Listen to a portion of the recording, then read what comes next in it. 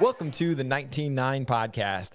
We're back with Draft Deeper's Nathan Grubel, and we're going to talk NBA draft. We're going to talk about the players to watch in college this upcoming season. And, of course, we got to talk about Scoot and Victor. But I'm going to let Bobby catch us up here on what Nathan's been up to.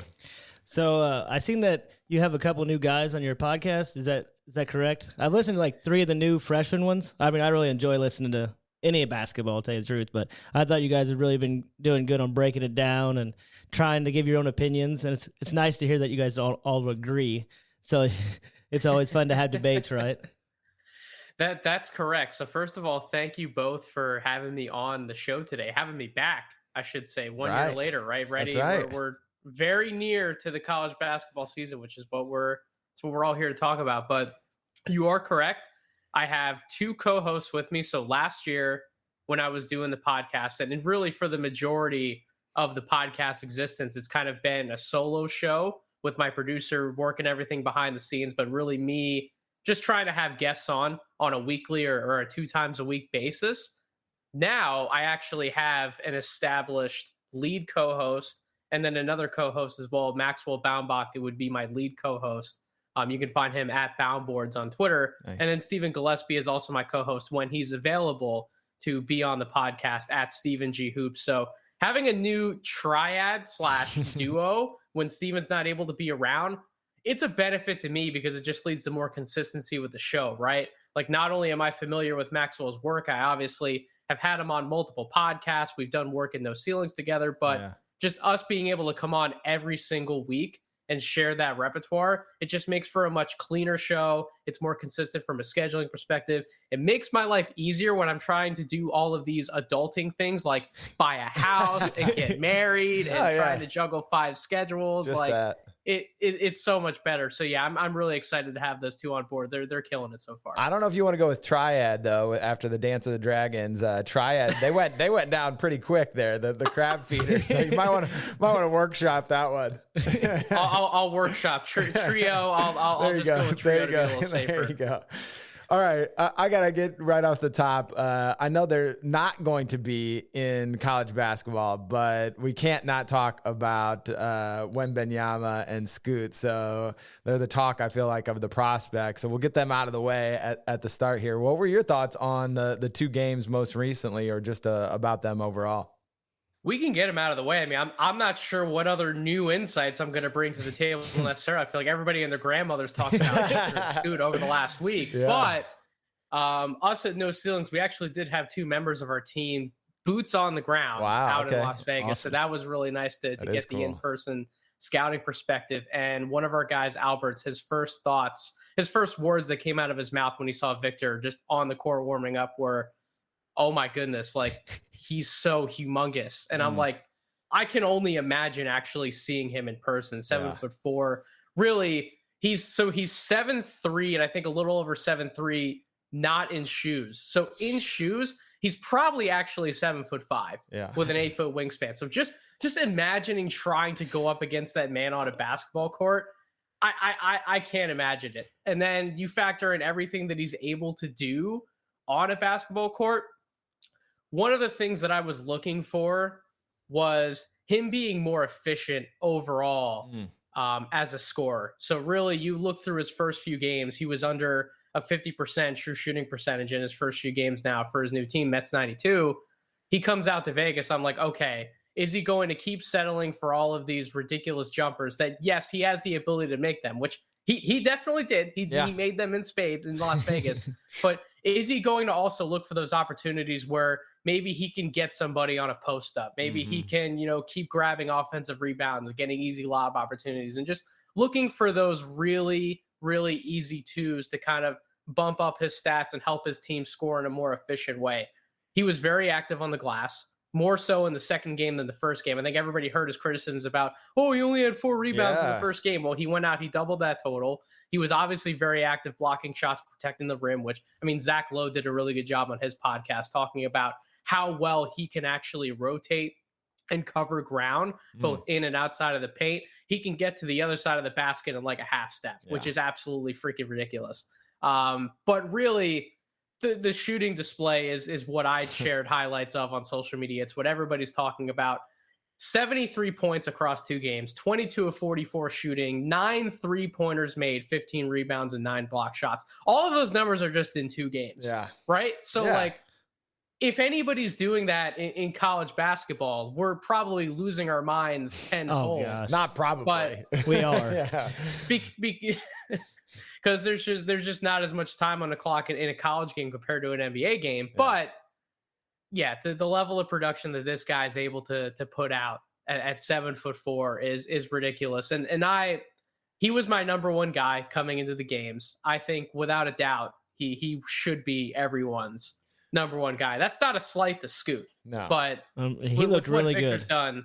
Yeah, there's 2 things. I'll throw this at you first, Robert, and then back around. So I picked up on one. Victor's not just like the stats, which I think you really did a good job highlighting, but he is a unique watching experience. Like what's cool about him is like seeing something that I've never seen before on a basketball court. Like when Zion, I still have that memory of him like running to the 3-point line and blocking a 3-point shot that he should not have been able to get to from a guy who was like the 4th pick in the draft. And watching Victor was kind of like that. But I also thought Scoot going at him was pretty impressive. I mean, that says a lot just about his moxie, but also about his skill level to have the confidence that he could execute that. So I don't know. What did you think watching him go at Victor? I thought it was really impressive. And it looked like he had a lot of different moves, and he was really strong with the ball. And it came back at him when he got blocked. But, like to be willing to do that, and take the embarrassment of getting blocked if you do. It didn't seem like it really bothered him, right? He just kept going at him, and that's what you got to do. But, I mean, if Victor wasn't in this draft, what would we be talking about Scoop? Like, we'd be like, this guy is going to be, he would probably be number 1. I don't know how you have it, Nathan, but I would think that he would be a clear-cut number 1 probably behind him, or question. No. So there is no debate for me at who's number 2. It's Scoot Henderson. So it's Victor Wembanyama, and then it's Scoot Henderson, and then it's everybody else. Wow. Like I don't want to hear any debates. I really don't, because what Scoot did in that one game, and again he got hurt in the second game, so can't really count that too much. But that first game, 28 points, 9 assists, 5 rebounds, 11 of 21 from the floor. You talked about how he went at Victor. It's not that he got blocked by Victor every single time. Like he got the best of Victor that's what I mean. Multiple baskets. And it wasn't just away from the basket, right? Where he hit a few dribble moves. He hit that one step back shot on Victor, but he also went right at him around the rim, and he got his finishes to go. I mean, the handle that he has, probably the best handle on a prospect I've seen since Kyrie. Yeah. That's probably safe to say. And I know Darius Garland's gotten a much better handle since he's gotten in the NBA. He's probably up there with some of the best guards, but we didn't see a ton of him at Vanderbilt. So really, when we talk about more games in college, right, somewhat of a sample size, probably since Kyrie, but it's not just the handles. It's the maturity, the poise. I wrote a piece for No Ceilings the other week where I was talking about some scouting tips for guards and what am I really looking for in guard prospects this upcoming year. He checked he checked every single box in that piece except for having like the plus positional size, which he's not a big guy. He's 6'2". He's built really well though. But the change of pace, right? Is he a threat when he gets 2 feet in the paint? Does he have some sort of shooting versatility and ability? Like these are all things. And does he take advantage of angles, and is he able to pass out of those angles, right? When he actually takes the right angle to get downhill to the basket, or he goes along the baseline, or he's manipulating a pick and roll, does he actually use those angles to set up everybody else, not just himself? He checks all of those boxes in such a magnificent way. And a lot of that was apparent on the film, the G League Ignite film last year. And he just seems like he's going to say, screw whatever I did on film last year. I'm going to take it up like 5 different levels this year, and I'm going to have a really good time doing it. And Scoot, for me, he's just one of those complete guard prospects that make you look back and say, is this the best guard since Ja?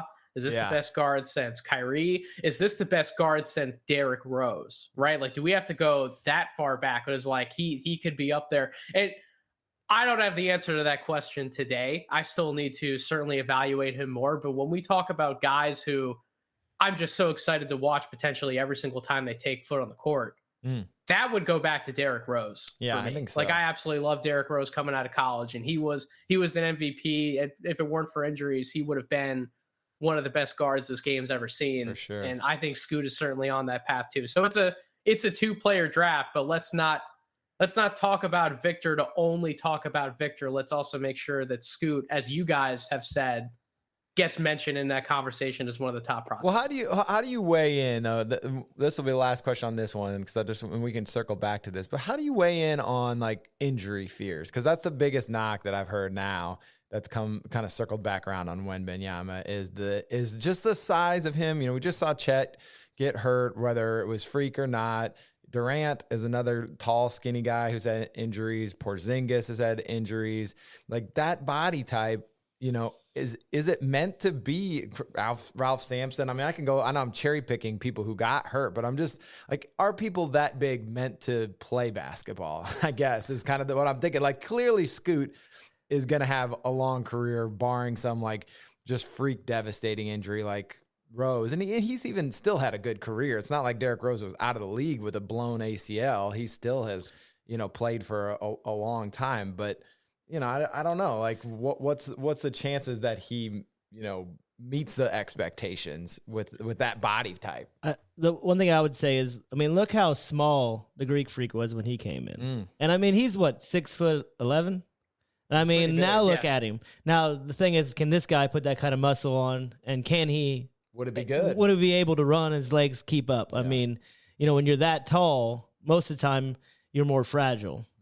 But I don't know. What do you think, Nathan? Not everybody's bodies are built the same way, and that muscle definitely has to be put on the right way, right? Like the best example I think of is when Ben Simmons came in his rookie year and he had that foot injury. But he came in, think about how much bigger he was. Yeah. When he played at LSU versus when he came in for that rookie year in the NBA, like, putting on a ton of weight doesn't always solve all of your problems. Yeah. Not only does it potentially slow you down because you aren't able to move as quickly if you're not training and doing a whole bunch of cardio and endurance and trying to get faster while you're putting on that weight, but it also leads to some of the injury concerns because your body just might not be built the right way to handle all of that excess weight, especially when it's put on in such a short amount of time. So I'm not sure that Victor necessarily needs to put on a ton more weight. Yeah. He's listed at 7'4", 240 pounds. He's not small. And I understand that, when you go up that much tall on the tall scale, that you don't think 240 pounds is a lot necessarily anymore, right? Like, there are guys who are 6'10", 240, and they look like they're pretty built. They're strong to play in the NBA. Yeah. You may not look at 240 the same way as it is with Victor, but I don't think he's underweight necessarily. Yeah. I think there will be ways for him to continue to get stronger while not needing to put on a lot of bulk over the years. But as far as the injury stuff comes in, Aaron, I'm not a sports scientist. I'm not working at P3. Yeah.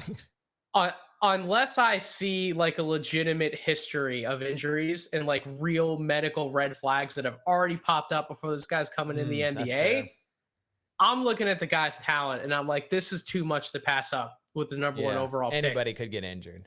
With Chet Holmgren, I had Chet number one last year on my board, and I'd still have him number one right now. I do consider the injury that he suffered more of a freak injury. Yeah. I thought that Chet's talent was just too unique, in my opinion, to pass on. And I know Paolo's look good. I know Jabari's already looked good in one preseason game for the Rockets. Chet was my guy, and Chet didn't have any injury concerns before this freak injury happened. I think he had one very minor injury when he was still like when he was hitting that growth spurt. Yeah. Of his, that's it. So unless there's real history, I'm not concerned about it. Okay. Well, let's switch gears and talk about some of the guys in college. What dates you have circled on your calendar, or which guys that you're going to tune in to try to evaluate, and we can get some of these guys on our calendars to see playing college basketball this year. So I'm going to give you some names that are not named Victor Wembanyama, Scoot Henderson, or Amen Thompson. I don't know if you want to get on Amen Thompson a little bit. But yeah, we can. Let's circle back to him. Let's fill out the rest of my top 10, and then I'll let you guys choose out of those names who you're more interested in. So my guy after the top two would actually be Dariq Whitehead going to Duke. Ooh, okay. Then I would have Cam Whitmore at Villanova. Yeah. Derek Lively also going to Duke. Then Nick Smith going to Arkansas. Somewhere in like that Nick Smith range, I would have Amon Thompson. Then Keontae George going to Baylor. Jarris Walker going to Houston. Gigi Jackson going to South Carolina. So those are like my next group of guys and my top college prospects that I'm watching. So do any of those names pique your interest? I want to start at Baylor because I'm curious about him. Do you think he's going to play enough to be? Is he going to be like one of those guys that gets drafted just on his talent coming into college? Because he's got a couple established guards there, so he's certainly probably not going to put up big time stats. Maybe he has a big enough impact to get drafted highly, or maybe just on his like potential. But I mean, it seems like maybe he's more like the guy at UCLA last year, where he just could get, washed out in that system.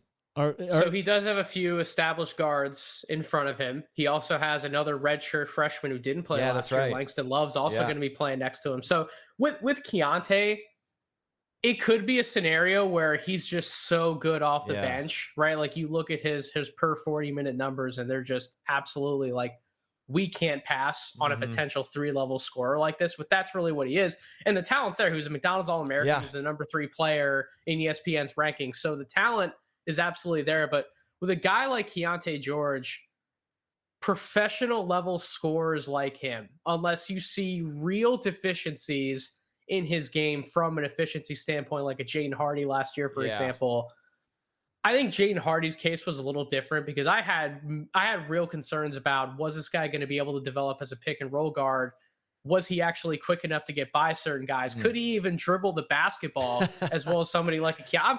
That was an actual concern about. Like, this guy was out the Ignite we're playing at the Vegas showcase, the G League showcase, and he's like dribbling the ball off his foot like multiple times in front of all these scouts and executives. Like, is this guy going to be able to handle? Is he going to be able to handle like legitimate primary on ball creation reps? I don't have those concerns with Keontae George. Okay. Now he is a much more perimeter-based scorer, but he's another one of these guys. He's 6'4", he's 185 pounds. He's got a really good bulk to his body. I think he's going to be able to finish inside, get through contact, where he can answer some questions at Baylor and where he might actually earn some minutes to potentially bump one of those guys out and put himself into the starting lineup. Can he bring the offensive versatility with the defense? How is he going to be able to defend? And when we talk about Baylor, isn't there a better place that he could have went to than Baylor to learn how to play guard defense? You talk about some of the guys that have come out of that program recently. The guys are still there. Yeah, go ahead, man. Could that be reversed though? Like, because their defense is usually so good, if he's not ready for defense, maybe that's what holds him out. You know what I mean? Like, could exactly if he can't read it and learn it fast enough. I mean, maybe his offense is way above, but, when a defense is the main thing for the coach, like maybe he can't get on the floor. Because I don't know if Scott Drew has the same temperament as like a Mick Cronin or a John Calipari, where if you don't defend for those guys, you are not seeing the court. Right. Like, that's just how they operate. But that's an absolutely valid point. If he's not up to par defensively, that could be a thing that could certainly limit his minutes, or at the very least, a spot in the starting rotation. So just as like a broad statement, like, how hard is it to rate these guys when you have no idea how they're going to react to grown men in college? You know what I mean? Like, because you see them in the high school games, and some of them play with the higher high school, the Mount Verts and stuff like that. So you have more of a feel for what they're going to be like when they're playing a bunch of good players. I think it's gotten harder. I mean, that's what I would think. Because, I mean, look at Baldwin now with the Warriors, who had an absolutely atrocious season last year, and by all accounts seems to be getting some buzz again, as from the Warriors players, at least, whether that translates I died on the Patrick Baldwin hill last year. You did? I claimed him as one of my guys in that cycle because I knew everyone was going to overreact to the whole Milwaukee situation. Yeah. I've never seen a situation more bizarre than that, to be honest. It wasn't just the injury stuff that happened. It wasn't just the shooting struggles. There were other points on his tape where you could point to him and be like, he's actually doing some things defensively at the rim. Right. He's actually making a few nice passes. When he does get into his shots, he looks like he's going to be able to do that at the NBA level. Just a lot of his looks didn't go in. Yeah. I think there was just something freaky about him being the coach's son and him being this highly touted guy trying to come in and mesh with these other players. Because, like, I would watch games and his teammates would freeze him out. Oh, man. Now, I don't know about you. If I have a 6'10" guy who can just get up a 3-pointer literally whenever he wants, and he's wide open, it's not like there were some possessions where he's calling for the ball and he's got like 3 people around him. And like, first of all, you don't even know if you can get him the ball on a pass. He would be wide open, and there would be one of his other guards or wings who would drive in the lane, get 2 feet in the paint, come to a stop because the defense collapsed on that guy. All he had to do was turn around and hit Pat Baldwin wide open for a shot. And he wouldn't do it. And I'm like, this is some of the weirdest stuff that I'm watching. I've never seen a top recruit treated like this. So I just think the whole thing was just completely bizarre and weird. But if you watch the high school tape with Pat Baldwin, though, you could tell the talent was there. Yeah, he's got for multiple stroke. reasons. Yeah. It wasn't just the shooting. He was doing stuff in pick and roll in high school. I think he was a little bit more versatile defensively in high school. I understand that's not going to be his strong suit in the NBA. It's going to be the shooting. But he showed enough other things in high school to where I can't knock this guy out of the first round when he's 6'10" and able to shoot the ball like he can. But to the point about it's gotten harder to evaluate these guys immediately coming in college, I do agree with that to an extent because I like to see this year's college tape, right? Mm-hmm. I don't love making early big boards or proclamations about prospects. If it was up to me, I wouldn't make a big board until like January. Give me November, give me December to actually watch these guys and figure out who's truly going to be good.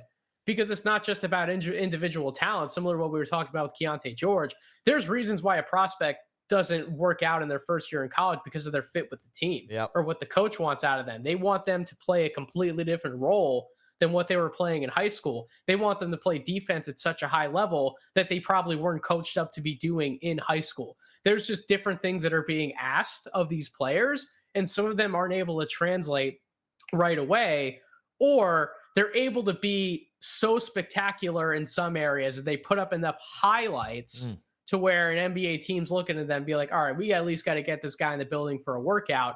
And that's when you can see some of these pre-draft rise-ups on boards, because teams have gotten these guys in for workouts. They're able to showcase a whole bevy of skills that they weren't able to do in college. Like Bam Adebayo is always a good one, right? Like that. When we point back to him at Kentucky, he wasn't doing 75% of the stuff he does for the Miami Heat nowadays. So I'd love to. It is tough. I'd love to hear like what, be in the recruiting room for some of these guys to think about like how much they weigh in just the name on the jersey as opposed to like what system they're running. Because like the Smith guy at Arkansas, who I'd love to hear your thoughts on, love that fit there. I think he's going to be awesome there.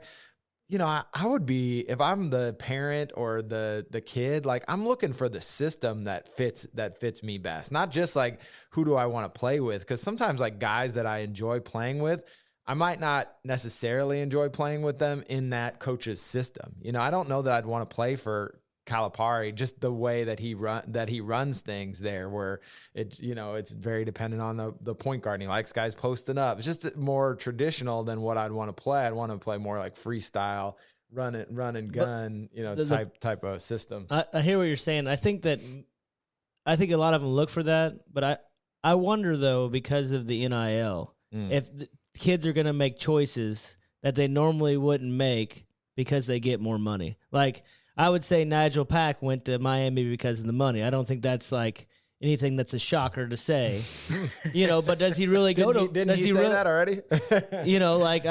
He was going to go to Purdue. Yeah.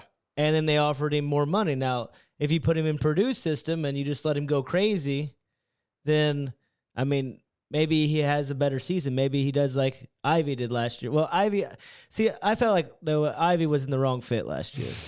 I'm going to correct that because there wasn't enough room for him out of it. to work, right? Like the big guys kind of clogged the middle and really took away from his explosiveness sometimes because there's nowhere to go. Yeah, for sure. But listen, I pulled my own hair out enough watching that Purdue offense. Oh my God, with Jaden Ivey, I watched it up close and personal too. So who's this year's Jaden Ivey that you're going to be pulling your hair out watching? You know what? It could be Nick Smith. Yeah. It could be your guy that you want to hear me talk about, because there is potentially little to no other creation ability on this team outside of him. He has more pressure on his plate, I think, than people would care to admit, because of that fact. Because of this could be one of these teams like Jalen Hood-Schifino in Indiana is going to have a tough time because there really isn't a lot of perimeter shooting on that team. Nick Smith's going to have a tough time because there potentially isn't a lot of outside shooting on Arkansas. So Nick Smith's going to have more pressure to actually create looks for others, which kudos to him. He's got some real passing chops, right? He can play out of a pick and roll. He can find guys. He can make that open read. But he's wired to score, and he's wired to get downhill at certain spots to score. I don't know how easy it's going to be for him to do that when defense is just going to be able to crowd in on him. And it's like, oh, you want to pass out to player X? Well, player X is shooting under 30% this year. So we'll be perfectly fine leaving him open in the corner, letting him take that shot, as long as we don't let you get in a rhythm. And when Nick Smith doesn't get in a rhythm when it comes to scoring the ball, how efficient of a passer is he going to be? Is he just going to get frustrated with himself that he can't score, so he's going to try to force looks that aren't there? What is he going to look like as a guard who will have to quite literally do so much for that Arkansas team from a creation standpoint? Like, Anthony Black is an interesting recruit because he can be one of those jumbo playmakers, but same thing. He's not the best outside shooter. I think he's going to be okay, but defenses are going to be able to play off of him. They're going to go under on screens. They're going to let him take those shots, and they're going to cut off some of those passing angles. Jordan Walsh, one of these hyper athletic guys coming in, he's not really a creator, though, with the ball in his hands. Or at least I don't think he's going to be at that good off the dribble right away in college. All of a sudden, you're looking at Nick Smith or some of these other bigs they have in place, these transfers that are coming in. I think they got the Rhode Island kids coming in, right? Yep. So on top of Brazil, who's still there. So Nick Smith just has so much on his shoulders. I really want to see if he can live up to the hype. Wow. Now, I have to ask about this because I'm a massive IU fan. So, oh boy, don't talk bad about Jalen Hood-Schifino. He's one of our favorites. I know. I listened to the podcast. You talked about him. I just want to go over it with you. It's more for me because I'm on the opposite side. I'm like, we've never had anyone that can shoot for the last decade. You're telling me we're going to bring in a freshman guard with a bunch of big guys. Well, good luck. You got to put this under perspective. As an IU fan, we have been burned 2 years in a row. Yeah. Like, Christian Lander came, and he was supposed to do something, and he came in too early. He wasn't ready. You know, I'm not knocking the kid. He's probably going to do great. I hope he does great this year. Yeah. And then Bates comes in, and we think Tamar Bates is going to have a great season last year. I think it took him a little time. He had a kid. You know, he didn't really live up to the 5-star stature that we thought as coming in. Now we got Hood-Schifino and Malik coming in. And as an IU fan, you don't want to build yourself up because you've been crushed 2 years in a row. So tell us about, do you know anything about Malik at all or no? We actually talked about Malik in our last podcast, and I kind of tried to skirt on by him a little bit. I just don't Ask know. Me in January. Yeah. From an NBA draft perspective, I just don't know how he fits into that conversation after this year. It's not that I don't think he's going to be a bad college player. Right. He's just really going to have to be one of these interesting fits because his best shot at succeeding right now is on the low block. You guys already have Trace Jackson Davis. So you can't just post up two guys at the same time. Somebody's got to be playing the high-low from somewhere else. Is that going to be Trace Jackson Davis? I don't know.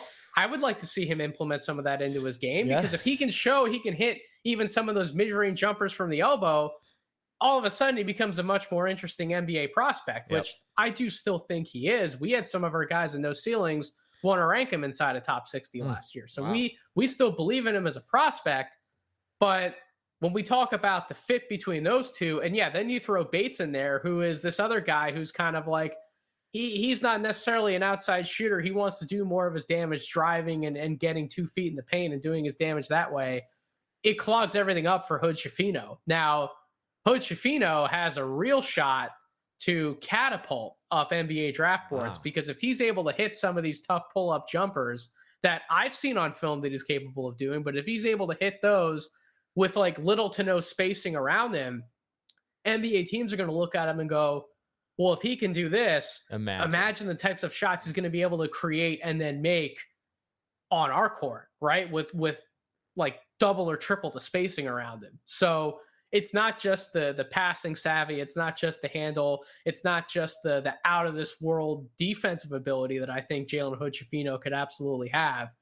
If he shows that pull-up shot making from inside the arc as well as outside of it, I think he's going to be in the lottery conversation. The multiple of us really feel that way. So I will make sure I'm seeing multiple Indiana games this year. So my question, last thing, we'll talk about him, then we'll move on. Okay. Is he efficient with pick and roll? Because I would think if he's efficient at all, him and Jackson Davis should just have a heyday.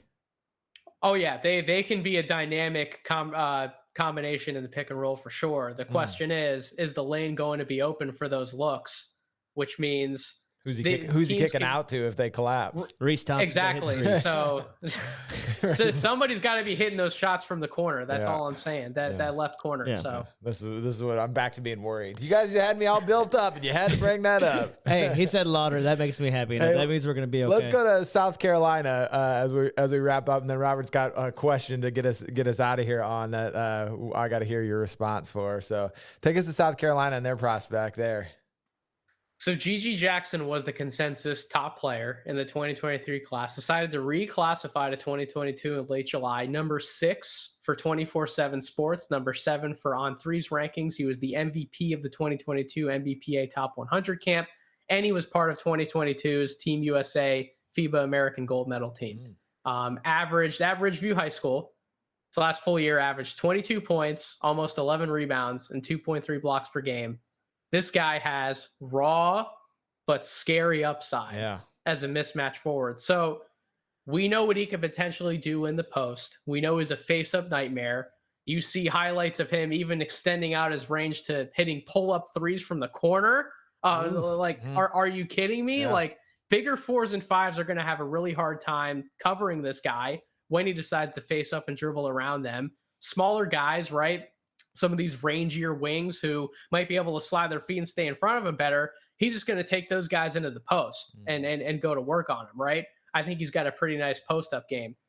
He's not a good passer right now. He does definitely need to clean up that part of his game. But when we talk about the inside scoring, the outside scoring, the rebounding on both ends of the floor, potential defensive upside that he can have if he actually stays locked in and pays attention and gives a crap on that end of the floor this year. I really hope that he does.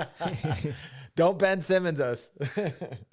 I have not used this name for a prospect ever for any sort of comparison. And I'm not making this direct one-to-one comparison because the passing is not there, but shades of there's some Chris Webber type stuff when you watch this kid. Wow. And when we talk about that's pretty high. Yes. Like incredible prospects. I love Chris Webber. But he was a heck of a passer though. So he's got to work on the passing. But was he in college though? Yeah, he was a pretty good passer in college too. Man. Chris Webber was one of the best passing power forwards I think we've ever seen. Yeah, he's pretty unbelievable. Overall, yeah. That Sacramento Kings team was pretty fun to watch. Yeah, by that time he was definitely otherworldly. Guys, his size with his measurables, who can handle the ball, score inside and out, like that's the type of name that I come up with for somebody like GG Jackson. And there are some other more tame names that I could throw out there for shades of, but that's like a really high end comp for him. That's gonna get me to watch. Yeah. I'm excited to watch that player regardless of how the rest of South Carolina looks. I want to see what he can do. Definitely. All right, you ready? All right. So there's no wrong answer to this question. Yeah, give him the context. So we've been redoing the season where Bird played Magic in the championship game. And we asked on our last one, who would you pick if you had the number 1 pick? So we're saying Bird doesn't get drafted the year before. They're both coming out kind of like they do now, and they're in that same 79 draft. Bird or Magic? Who are you taking? And there's no wrong answer, obviously. This is like there is an impossible. No, you just got to remember, like, we're only like 20 minutes from French Lick. So I took Bird, and he took Magic, and obviously, I love the Pacers. If they took any one of them at the time, I would have been ecstatic. So it's not like, it's on you, Nathan. You can project. Look at the face. He doesn't. I know. Magic was Showtime. I know. Like that man was Showtime. That man was playing center. Yeah. That man was point guard. Larry Bird's a bad dude, though, man. Oh, he's Larry Bird. Larry Bird's a bad man. Like I don't know, man. There's only one number one pick. You can't pick both of them. You're on the clock. On the clock with 5 minutes ticking down. You're in the war. Larry You're in the war Bird room. ended up doing in the NBA. What didn't he do on an NBA floor? Like Magic wasn't shooting the ball on an NBA floor. Sir, he did plenty of other things that helped his team win championships. Bird won championships too. Yeah. And Bird was doing quite literally everything you could ask a man to do on the basketball court. So I'd probably take Larry Bird. Wow. Oh, looky there. Man. Took my side. All right, we're gonna keep this one. We're gonna keep this one going. I'll ask this one again in January when you come back to make you really just think about it. Until then, this is the type of stuff that we stew on. I'm sure you do too. You're just like, who would I have taken? That's a really tough question. Yeah. You can't. You didn't have that in the doc. I don't No. I know. We got to blindside you sometimes. We got to keep you on. It gets more real whenever the person's on the spot. That's right. Not research based. We so appreciate you coming on and giving us your insights. And if you're willing to, we'll get you back on in January, because I just have a lot of fun like hearing those names like GG and Smith, and just I tune in then to different ESPN games looking for guys that may not be on my Hoosiers that could be NBA prospects, and just to watch high level talent in college basketball. I think it's just fun if you're tuning into kind of a random team that you might not normally watch or cheer for. No, absolutely. I appreciate you guys having me on tonight. If your audience is listening to the Draft Deeper podcast, we're on pace from between now and the start of the college season. Really, I consider that to be the Champions Classic. I know there's games the week before the Champions Classic, but that's really when everybody's that's tuning the kickoff. We're on pace to preview over 80 different prospects. Wow, hey, awesome. I've listened to the last 3, man. I really enjoy it. Yeah. It's a good podcast. Yep. So we're on pace to hit that many prospects. Our coverage at No Ceilings NBA, which is that's our collective. I don't think I got to talk about No Ceilings. Yeah. Go ahead, man. Yeah, plug all your stuff. NoCeilingsNBA.com is where you can subscribe to our Substack. That's our newsletter that goes out. We're coming back to full Monday through Friday coverage on October 24th. So you'll get new content from us every Monday through Friday. Obviously, my podcast feed is pumping out 1 episode per week, but No Ceilings, that's where you're finding all the best written draft coverage. With the amount of words that we published on the number of prospects that we did last year, I promise nobody was beating us. Yeah. Our coverage, we don't just cover the top guys. If you want to talk about sleepers, my co-host Maxwell Baumbach just did a whole series on No Ceilings in this offseason. He called it No Stone Unturned, where he was quite. You want to talk about guys who no one is talking about as a potential draft prospect. Not only was he writing about them, he was also interviewing some of those prospects and their assistant coaches as well for that series. So definitely make sure you go check that out at No Ceilings NBA. Some brilliant writing. But yeah, we're only getting started, guys. If you want to talk about obscure prospects, I mean, we're your guys. I love it. Hey, man, Chad Ford not there anymore. I think you guys are in my number one pole position now for draft podcast now after he exited his podcast. We feel that way. Yeah. We do feel like we're next in line, and we're only going to keep getting better from here. So check us out for written content, YouTube content, podcasts, merch. We have a really nice merch shop up. No Ceilings NBA. To go, everybody check us out. We promise you'll like what you find. Everything's free from us as always. Everything's free. So. Yeah. All right, man. We'll get you out of here. Thank you for listening to the 19.9 podcast. If you haven't already subscribed to the podcast, make sure you do. And while you're at it, leave us a rating or review. 5 stars only, like the basketball camp. We also have links to all of 19.9 social media so you never miss a release. Until next time,